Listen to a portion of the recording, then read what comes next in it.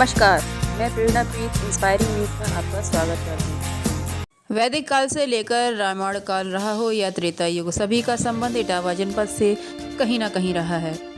भारत के उत्तर प्रदेश में जमुना तट पर बसा जनपद इटावा कई मायनों में अपना महत्वपूर्ण योगदान रखता है। यूँ तो और शहरों की भांति सब कुछ सामान्य ही दिखाई देता है, लेकिन इस इटावा जनपद की पृष्ठभूमि इतिहास के स्वर्णिम काल से भरी पड़ी है। हर युग हर काल में अलग अलग नामों से प्रचलित इटावा का इतिहास बहुत ही गौरवशाली और प्रभावपूर्ण रहा है।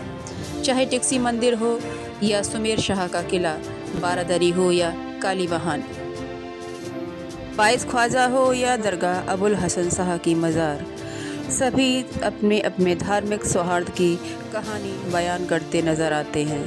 आध्यात्मिक पृष्ठभूमि के साथ साथ इसने राजनीतिक पटल पर भी अपनी अमिट छाप छोड़ी है।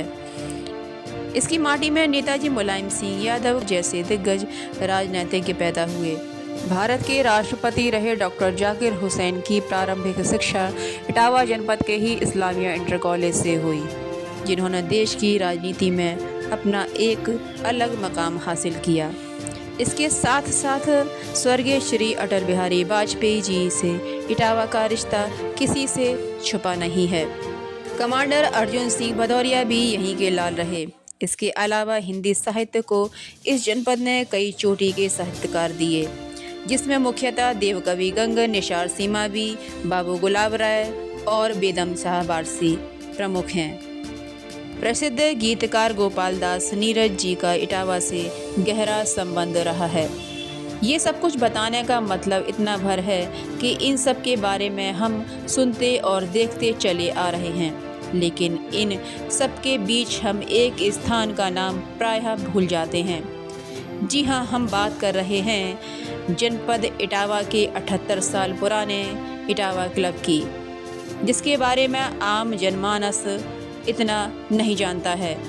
पिछले 22 वर्षों से जो अपने उत्थान और जीर्णोद्धार की राह जो रहा था। इटावा क्लब का सुनहरा इतिहास कई रहस्यों से भरा पड़ा है। यह स्थान ब्रिटिश शासन काल में अंग्रेज़ों के अधीन था। यह पुरानी क्लब बिल्डिंग 1944 में जब इटावा में भारी बारिश और आंधी आई तो ढह गई थी। उसके बाद कलेक्टर A.O. ह्यूम ने इसका निर्माण कराया। सन 1946 में इसका निर्माण हुआ।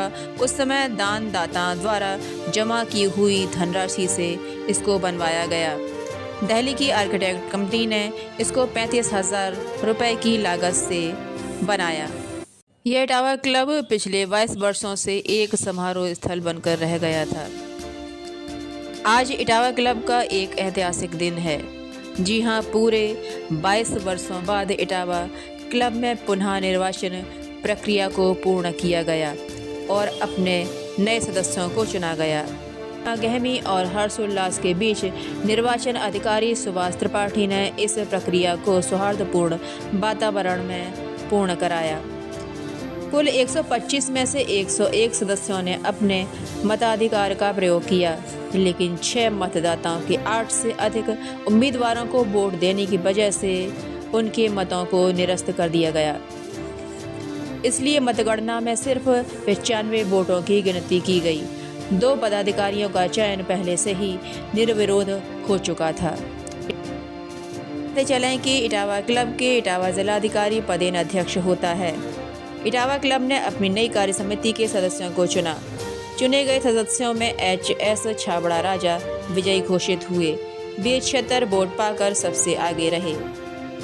इसके बाद प्रदीप अग्रवाल को 75 वोट मिले, पवन अग्रवाल को 74 वोट, MM पालीवाल को 73 वोट, रजनीश मिश्रा 70, संजय चौबे को 68, अवनेश कुमार तिवारी को 59 मत मिलने पर विजयी घोषित किया गया, जबकि संतोष चौधरी और संजय गुप्ता को 47 मत मिलने पर जीत हार का फैसला लॉटरी के जरिए किया गया, जिसमें संतोष चौधरी विजयी घोषित हुए।